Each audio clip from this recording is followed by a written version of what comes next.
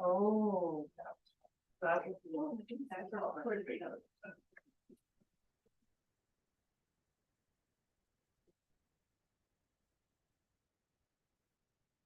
We are live on YouTube now.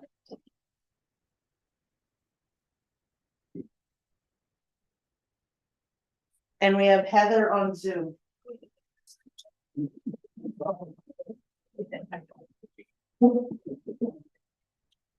And I did receive regrets officially from Savannah. Okay.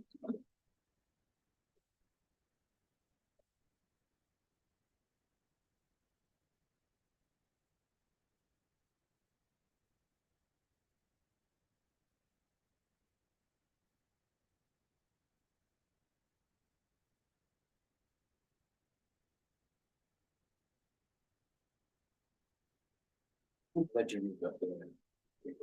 Okay. I'll do the land acknowledgement while everyone's getting lunch today. So we acknowledge with respect that we are meeting on the Robinson-Huron Treaty Territory, and that the land on which we are gathered is the traditional territory of the Anishinaabe, known as Bawatang. Bawatang is the home of Garden River First Nation, Batchewana First Nation, and the historic Sault Ste. Marie Métis Council. And today, this week, is Robinson-Huron Treaty Talks and designated as the Treaty Week. So, yeah.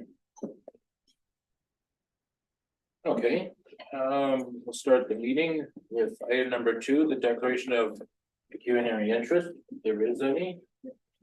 None. Item number 3, the adoption of the agenda. I can have a mover and seconder to adopt the agenda. Thank you. Oops, sorry, I wasn't fast enough. Sandra and was it Charlotte? Yeah. And it is an amended. It's an amended, yeah. And all in favor? Thank you. And item number. Sorry, Sorry. Mr. Chair, the amendment for those watching live are under curator's report.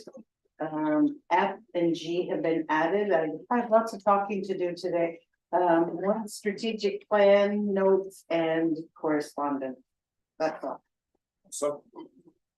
On to item number 4, the adoption of the minutes from the last meeting, October 11th. I can have a mover and seconder. I'll move it. Right. And the seconder, Trevor again. And all in favor? Carried. And item number 5, business arising. Nothing under there. So on to item number 6. The accounts. I apologize for the printouts you have today being so tiny.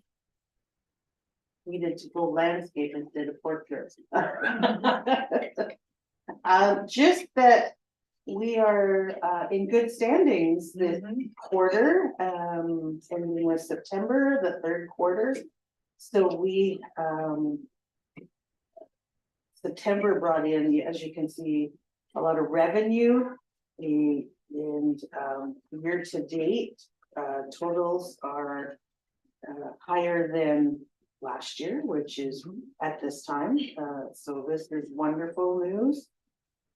As you saw in the statistics at the last meeting, we are getting fairly close. I think by next summer, we will be back to visitation at the levels of 2019. So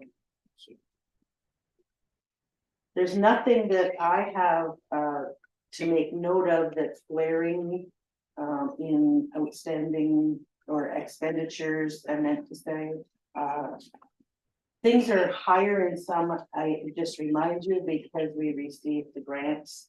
So the digital, we received a MAP grant for COVID recovery. We received the MAP grant for digital strategy and the MAP grant for collection storage. So we have 3 big grants on our plate this year, and some of it will be carried over to next year because their fiscal is the end of March. And we still have work to do January, February, March on some of those projects. Is there any questions? Well done again. So just a couple of questions. Do you feel that we will exceed 2022 by the end of this year, or is it hard to say? Is it hard to forecast right now? In my observation of how the year went, we should be exceeding. I just have to weigh out and take out, because we're gonna have to defer some of the revenue to the next quarter. So yeah, it's a little foggy right now because of the grant, and Right. federal funding is always April to March. Okay. So, and we have until March to get the projects done. So January, we'll be pretty close to knowing exactly how we ended up this year. Okay. And I noticed that obviously you have a couple more events between now and the end of December, such as your teas and everything. So factoring those in, of course, I'm guessing they're already probably sold out. So yes, you'll hear about all that in my report, but they aren't reflected in here because this is end of September Okay, and ticket sales didn't go on sale till October, so. exactly. Yeah. Okay, and the other pieces is probably too early to forecast about next year's cruise ships and more visitors. It's probably difficult to comment on that right now. Well, then, if you don't mind, I'll defer that to my report. Okay. I know, I'm jumping. That's okay. But they're they go late, hand right? in They're late, yeah. Exactly. So their program fees, yeah, or admission, depending on what their purpose is here for. Yeah. Right. Okay, again, great job. Thank you. Make sure. Actually, I'm gonna wait until after your report because it more reflects that. Okay. So if I, Did Heather have any questions? You're on Nope. Zoom, getting my No, back. I'm good. Okay. okay, so if we have a mover and seconder for the account. Okay, good. Good. That was David and Brittany. And all in favor? So carried. And then on to the carriers report. So I'll start with the end of this year, the fourth quarter. This is my list of what's happening between now and Christmas. So we have done a couple Fridays by the Fire. They were sold out. Today we just did a tour. Algoma University hosted a class from University of Toronto. And so they were here this morning. We're participating in the tourism summit coming up the 15th of November. But I'm not attending, but we do have Elma, our cook, is helping the museum do one of the social events. We have DSAB doing 2 workshops here this month. Yeah, and so they're using the theater for their workshop and having lunch in the summer kitchen. We have grade 3s, 4 of them booked in. Some of them are the 3-hour tour. Moonlight Magic is coming up. We will be open till 9 p.m. We have a 80th birthday party coming in November, and we start our Yuletide programs at the end. After Moonlight Magic, we start that. So schools will be coming in we have 4 in before the end of November, and 14 more booked in for December. Wow. Just for that Yuletide program. December has our sold out Christmas teas and waiting lists for those. Nice. Our 2 evening in the summer kitchen dinners, which this year they're Christmas Downton Abbey themed. So there's no tickets. What was the last thing you said? Christmas at Downton Abbey. The theme keeps on going. And still tickets, you said? There's So I'm just a looking at few. that. Just a few. So what's the date on You'll stop it. that? Oh, sorry, right. Tickets for- December 8th, somewhere around December 8th and 9th. I think. Nine, yeah, 9. Friday or Saturday. We also have a couple private parties booked in for their Christmas events. And we're hoping to do on December 15th, story time with Santa in the summer kitchen. Wow. So that's the end of the year. Every day is double booked. That's good. Do you need help with anything? You never know. Will you send out an email? When we call Yeah. upon, yep, we'll send out a note. Okay. Yeah. Yeah, and Ian's taking anytime names if anyone wants to come on Moonlight Magic, Okay. so. Doing hot chocolate and gingerbread cookies again. And in here, we're, yeah. As we said, the Hallmark movie feeling. Right across. Yeah. Now, just the next item is 2024. This was to also answer some of the questions on admission and programming. We have an expanded list of cruise ships for 2024, and some of them are also giving us their 2025 dates. Oh, that's good. But with that, we're working with some of them to do some new land tours, land excursions. And so normally I'll give you Pearl Seas as an example. They will come and they'll just come and they'll tour all the sites on their time at port. And they provide, the cruise ship line provides a hop on, hop off bus. So now we're working with some of them to see if there's some other more programmed land excursions. So it'll be with the next couple of months of working through those with them. We have tried it with a couple just at the end of the season this year, so we did a historic walking tour with a bilingual interpreter. And they came to us, they went to the museum, they did a waterfront and downtown walk and back to the cruise ship. And it was very successful, so we're discussing those kinds of things. Then some of them are even looking at combining us with the MacGuffins and the Métis paddle. So it's just that coordination of where the canoe's gonna have to come in or leave from the bush plane if they're doing something with us. So there's all new programming coming and expanded programming for the cruise ships. So positive. And then some of that might also rub off on some of the bus tours that we have booked.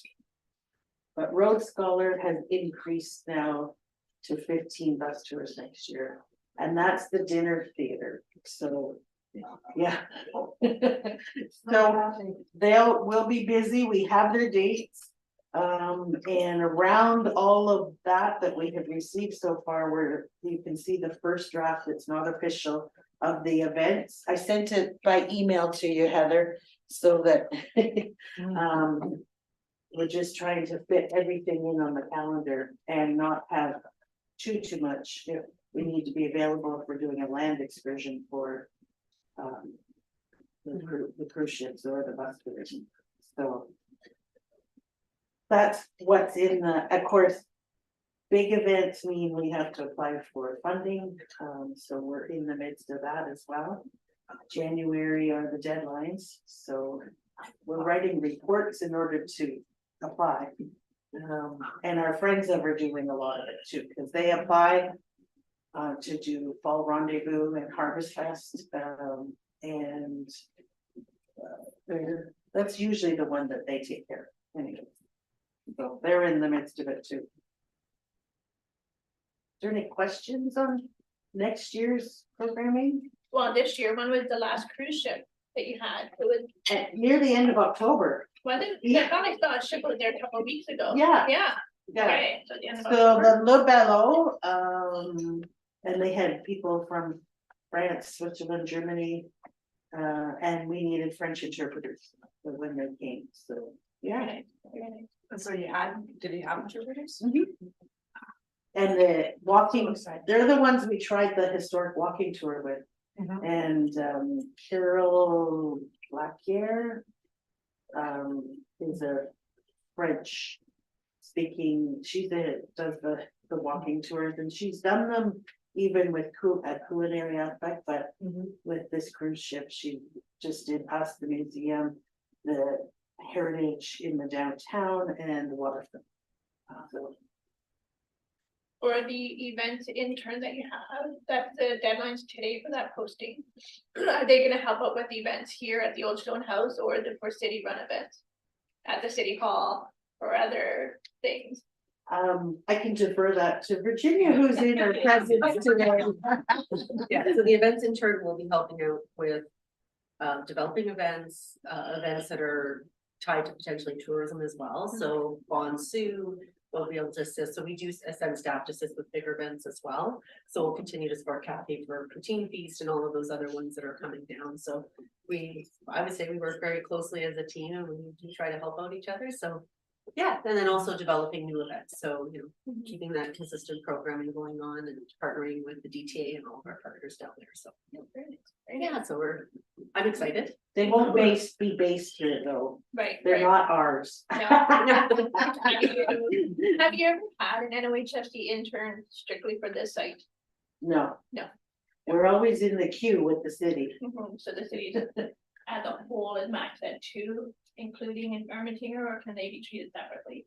It's maxed as a whole, from what I understand with the city, so I was kind of fortunate to have this one come Yeah. our way. Yeah. Originally tourism had looked at it, but they ended up allowing us to shift it to our area to recreation and culture, so I think it will help out our whole division within recreation and culture, so. Awesome. Yeah, so looking forward to that. So I had a question originally about the digital strategy. Is now the time to ask for that? Sorry. It's on is number F, Okay. I'll wait. that was the amended. Okay. Oh, wait, that's the amendment? Yeah. Okay. Anything else on programming and events for now? We're busy. That's why number C is holiday closure. So we are open till and including December 22nd. We will be closed between Christmas and New Year's and opening January 2nd. We will have some people rotating in and out. We have to do a gift shop inventory by year end.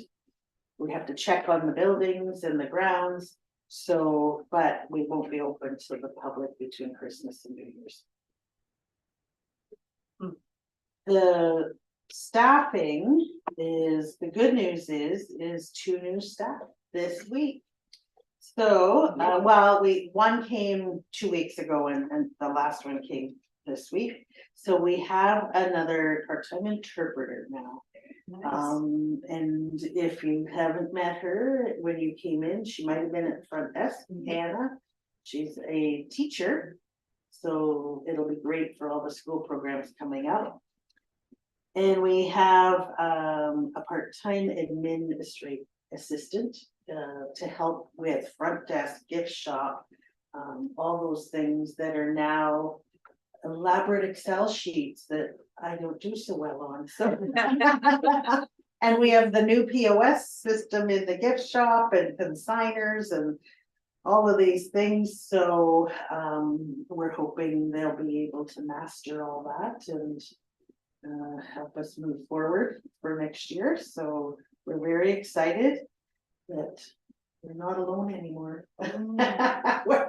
Ian and I were putting our hands together yesterday as the new person started, so. Well, that's fantastic.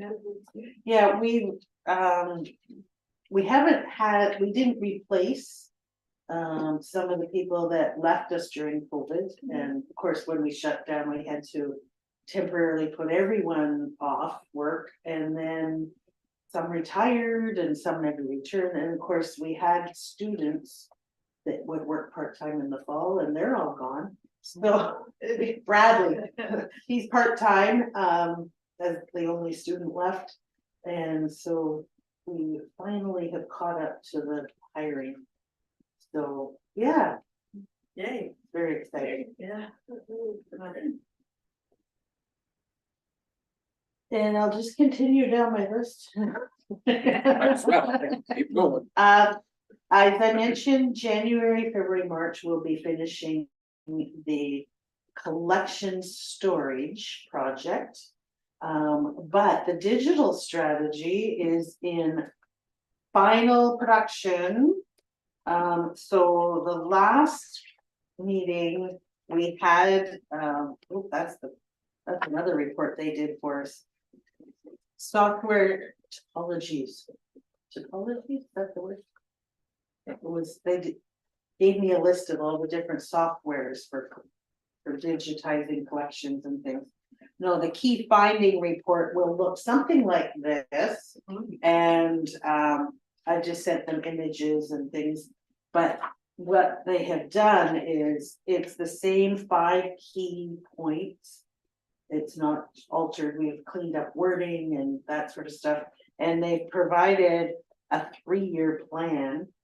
I mean, and this is depending on whether we can get funding and those kinds of things. So, because like the top one is a website, so, but, and this all could move to, 25, 26, 27, depending on our ability to move on some of these actions. And these are the 5 main sort of goals, and the timelines have been set. So this report will be done probably in the next couple of weeks and will be sent to you. It will be sort of public, I guess, in your January agenda package. February. February, yeah, we're not meeting till then, right? Okay. So, Valentine's Day. was there questions you had on the digital strategy?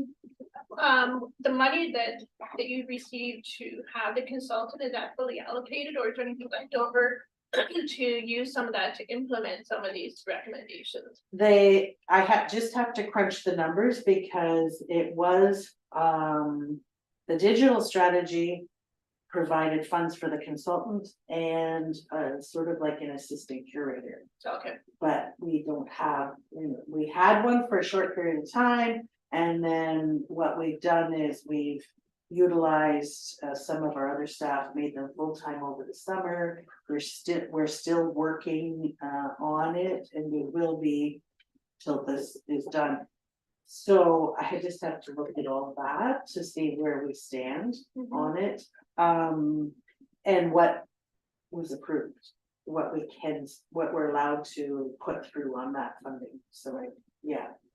website, an own individual website, would it have to be a look and feel the same as the city, or can it be treated as its own website? Cause I don't know how many other branches of the city have their own website. I would imagine that it would be treated as a standalone with the branding that you already have with the Old Stone House, right, to have that look and feel.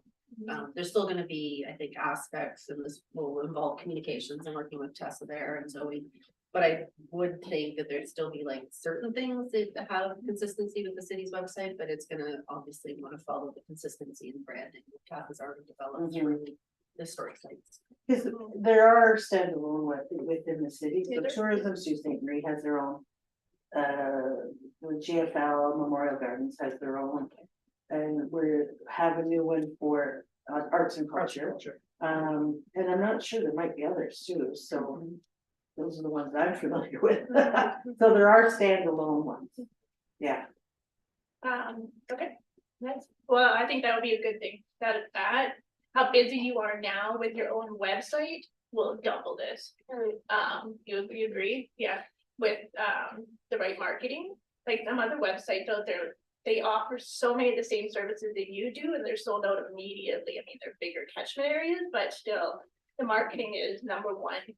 Cause will be attracting so many other people that aren't aware of this site. What, if I can comment on that, if you don't mind, is the Friends of, for Fall Rendezvous had, Experience Ontario funding this year. So as part of that, you have to do marketing. So they worked with Tourism Sault Ste. Marie and Algoma Country, and that pushed out so much marketing. And it was unbelievable, the amount of people that, first of all, were engaged across all their tourism destinations. So it might be into Michigan, it might be Ontario, it just sort of depends on who their target markets are. And then tourism did a full page on the festival, and the amount of people that visited that alone. But we had increased visitation as well. So, I mean, just even the marketing and the getting the visual and the information out for future years, so. And the simplicity, to Yeah. click and buy, Yeah. not click, we don't know, log in, register, find the page, click, what's happening, it doesn't work, and then all of that, the click and buy will be so much easier, Yeah, yeah. and you know, our hopes are e-commerce for the gift shop, and all those things that will make things simpler. So, yeah, especially ticket sales and things, so, or paid in advance admission. People coming from other places in the world, that's the way of life now. When you're traveling, pay everything in advance so when you get there, it's on your phone, all paid for, so. Yeah, and then what I also found interesting with the digital strategy was, I received a phone call from the province on our museum standards, and they, way back in the summer, June of CMOG time, Community Museum Operating Grant with the province, they asked for our accessibility plan. And we had one, we worked with the accessibility committee, and the city has a policy and all of that. But what I guess they were looking for in more detail was the goals of a plan. So they came back to us and said, I know you have these, just pull them and send them to us. So some of it was from the digital strategy, because that's accessibility. Exactly. Even, you know, Yeah. getting the collection digitized, getting a new website, all of those things are accessibility, so. Yeah, the linkages, not just finance. The linkages and the ease to use them and to transfer them in other platforms for people with disabilities as well, or to translate to other languages for your market with the cruise ship. I think there's just so many bonuses to that. Yeah, and then one of the goals of that strategy is to integrate accessible ways to in the exhibits. So whether we have iPads or QR codes or any of that stuff that provides more information on an exhibit is, so, yeah, it was part of the digital strategy. I was able to go, oh yeah, we have goals. So, yeah. That's great. If you're done, I just have I some am. questions. So long story short, went back to the website and went into the weeds, but you already kind of answered them. More reading I do about websites. They're, I hate to say, they're almost like passe, because you have to drive the people to the website.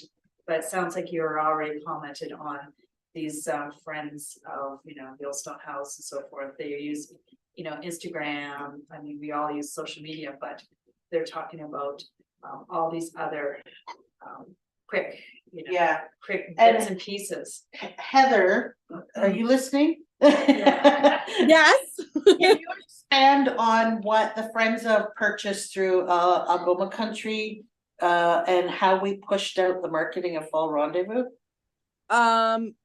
Okay, so for Algoma Country, because we do have members of the association. Can you hear me? Yeah, it was the social media. It was this we had it was actually something that we brought up during COVID. There's a lot of people that just don't have time or the ability to do social media posts on Facebook. So we developed a social media package. So we have different tiers and different types of social media. So we do all the creative based off of what the brand and what the person would like to see for their business. They supply all the pictures or video. So we and we set up all the ads. So basically it was a nominal administrative fee, but we set up the ads and did all the creative. And then once the business approves the creative, then we set up all the ads and we run them and we monitor them. So the most of the spend of that package goes towards social media. So Kathy really just came in and said, this is what we want, this is the message, this is the content. She approved the ads and then we did all the work to set it up, and it drove, I think, believe directly to the website, correct? Yes. Or did it drive to, did any of them drive to the page of Tourism Sault Ste. Marie? I'm sorry, I can't remember. Yeah, Awesome. but you, and Algoma Country has target markets, so. Yeah, so we targeted who Kathy felt was a best bet, age groups, you know, communities like hyper local or regional. I think we also we may have marketed into Michigan as well. I think we may have hit some target markets in there, but I think we were very specific for ages and things like that. So we ran the campaign up until Fall Rendezvous. Super, Yeah. yeah. And I knew you guys were doing that, but I just wanted to hear This it was again. all new to me. But we had from the year before a video done. We paid a videographer to come to Fall Rendezvous the year before. Mhm. So it was a prepared video, and that's what started the ball rolling, is how do we use this to lure people to come this year, or at least get the message out that this is an annual festival. Yeah. So it started with that, and then Super. yeah. Yeah. And then it just blossomed, so. Yeah, those are the things that, as we get through the digital strategy, we're, Yeah. and eventually get to a website, we're gonna have to have things driving people there. Yeah. Yeah, but and you're on top of it, but that's awesome. Learning lots.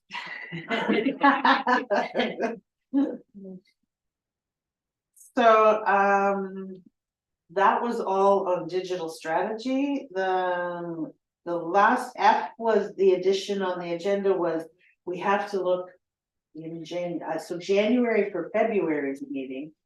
There'll be some draft notes from me to look at, and some of you had worked on the strategy. Any of the past members of the Historic Sites Board had already looked at some of the key points in our current strategy, but we'll have to revisit and now also include some of these new things into the strategic plan. And the city is working on their strategic plan as well, so it'll be a good time. Ours has run out, but we've been allowed to maintain it because of COVID, and everyone was shut down. So when we apply for funding through the MAP, which is Museums Assistance Program, they always ask, you know, for the strategic plan, and where does this fall into your plan? And they did accept a plan that was expired, but that's okay, because nobody did a lot during COVID, so we do have to update the plan at the beginning of the year. And my last one was, we have received correspondence from our neighbors, and business must be booming in the legal industry, because they've hired on 2 new lawyers. They're going to be renovating their building for office space. And so in talks, they provided the plans and all of this. So they're wondering 2 things. If the part of our asset management plan is looking at the shed, it's gonna be right by the new office windows, so. So they have asked us to consider if we're going to fix it up, if we can actually move it. So one of the things in discussion, we don't it's not immediate on the asset plan. Our roof and things like that are, so, I did say to them that it might look like something we'd have to think about for spring, not now, and it'll also depend, you know, how much they might be willing to sponsor. So, but in discussions with Virginia, I was saying that we might look at it then, since they're interested. It hasn't been at the top priority yet. It's still holding up, but you know, because we have other priorities. So we'll see. I'll get some costs and just see what that might entail. And if we can afford to do it with their assistance, maybe it might mean a better shed for things, you know. David knows we have tent poles in there, we have firewood in there, we have. The outside Storage. storage is as good as throwing it away, it's like, So, we'll there, never find it again. yeah, so there's you know, a bunch of issues that would have to be looked at, so. Yeah, so that's sort of there in the horizon too. Or a multi-use shed. That's, Yeah. that would be our purpose Yeah, if we look at doing something elsewhere on the property in newer and. Yeah. Not newer looking, but a newer shed. So, yeah, multi-purpose storage kind of thing. Or Yeah. not just storage, for other purposes too, like for events. Well, well, But you had the bar over here for one event. Was it in the shed, in front of the we shed? used the You shed, used a shed, so because if it you had had that. power. Yeah, yeah. We did cash and everything in the shed that time for the bar. Yeah. But between this year, we moved the bar down towards the new building in a historic tent. So it was easier that way. Where would you move the shed? Well, one thought is if we move it, first of all, the second, the second is maybe to this side of the house, along the palisade here. So then it's not front and center and we'd have to look at, if we do that, making it a bit bigger anyways, because of the multi-purpose it's used for. And this little shed attached to the kitchen here, there is another little shed. It's about ready to fall off the, fall down. And it's another one that, so. If we're looking at all this, I'm gonna have to think about what are the multi-purposes. And putting it sort of all together in central location, but not out front and center. All those things.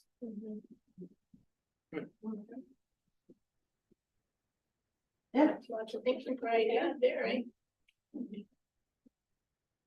All that stuff's stored in the blockhouse. We got half of the main floor taken out of the stuff. Yes, so the main, yes, That's the volume required. then the blockhouse main floor has the front room and the back room, and half of that back room, or 3/4 of that back room. Is hidden behind a painted mural, and it's all the tents and our historic tents and all, and like things like. Chairs. We've got Adirondack chairs, cause we. Yeah, oh, you might. If you need them for the plaza opening, let me know. They're all those Adirondack chairs. When COVID hit, we did everything outside on the front lawn, so we. Right. Yeah. We, instead of Fridays by the fire, we did Fridays by the fire, then. Yeah. We had bonfires and fire, so we had, one night we had 3 going and. People had Adirondack chairs and we served them stew and things by the fire and they made s'mores. For assets, do we keep the inventory of tents and do we know what the how long they'll last for? Cause some of those tents are very expensive, like, do we know when they're up for renewal or? Cause we can't get. There's one in progress right now from. There's one in progress right now from Fall Rendezvous. Yes, And also one of our reenactors sold the Friends of another tent too, so, yeah. Yeah, some of them are really old, they're rotting, because when they're up most of the summer. And we're into 10 years, they were all purchased for the bicentennial. Wow. So, yeah, it's time. It's time. For some of them. We've patched and patched and patched. Yeah, so that's all my updates. That's a lot. Sounds good. Okay. Any questions, Heather, before we leave okay. Okay, so on to item number 8, the Municipal Heritage Committee. The biggest thing at the Municipal Heritage Committee was the museum bell. We're looking at doing a covering for it and cleaning up the graffiti off of it. All that, so maintenance and things and what to do with it after we clean it up. And the other one is we gave money to the Wawanosh Monument to get restored. In front of the Legion there up on Greenland Road and Willoughby and Wawanosh. And I think that is about it.